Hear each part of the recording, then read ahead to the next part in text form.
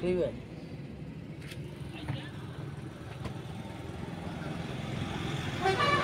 আজকের এই দুটো গাছ আনলাম, এটা গোলাপির উপর ছিট আর এটা পুরো লাল। এটা কিন্তু আফ্রিকারই গোলাপ, আমাদের এখানটায় অ্যাডেনিয়াম বলা হচ্ছে, কিন্তু আফ্রিকা দেশের গোলাপ।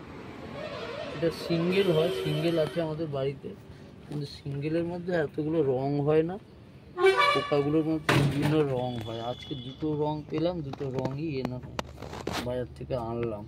বিকেলে লাগাবো ছাদের উপরে টবে, এতে খাবার কম লাগে, জলও কম লাগে।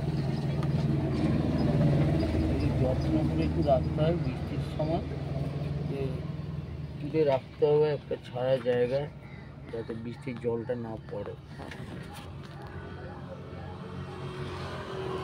পরিচর্যাও কম, পোকামাকড়ও লাগে না।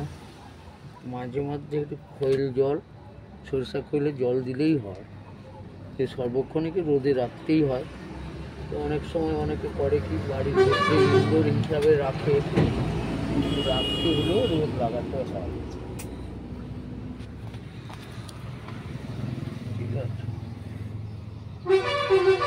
আর ভীষণ গাছের শখ আমাদের মেয়েদের আছে, ওরাই বলে এটা আনো, সব ওই এ থেকে মোবাইল থেকে দেখছে, নেট থেকে এইসব কী সব নিচ্ছে, বলছে, আমি এক একটা করে যখন যেরকম পাচ্ছি নিয়ে চলে আসছি আর কি।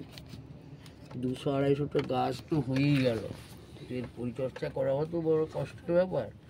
আর ও মা কী করে সকালে জল দিয়ে দেয়, বাড়ির উপরে ড্রাম বসানো আছে, ওই আর কি।